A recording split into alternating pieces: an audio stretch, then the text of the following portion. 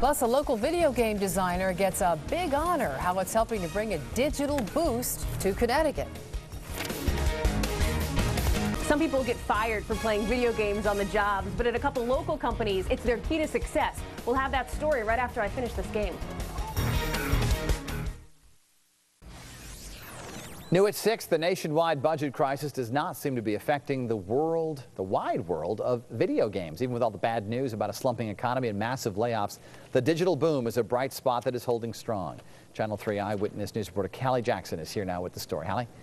The local award-winning company develops video games for cell phones and other handheld mobile devices. They're not feeling the pinch right now, but they and other companies hope a much-needed Connecticut tax credit does not get cut. That's something that was discussed today at a roundtable with lawmakers and other industry professionals. After all, your fun is their business.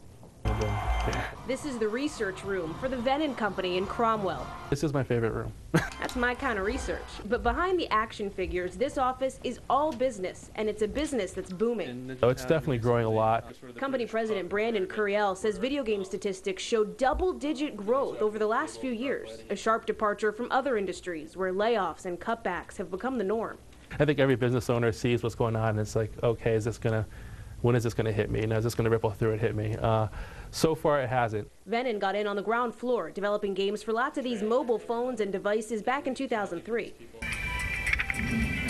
Their version of Monopoly just won an industry award, but at this session at the Legislative Office building this morning, panelists talked about a key incentive for some digital companies in Connecticut, a special tax credit. With the state tightening its belt, that credit could be on the chopping block. Everyone sort of recognized how important the tax credit program was and how beneficial it's been, and just how do we get that communicated to the legislature. Venan, for example, hopes to hire around 6 more people this year, but Curiel says that would not be possible without that tax credit. So while it may look like all fun and games, for the people who work here, their passion is a profession. It's the kind of place where people come who love doing games.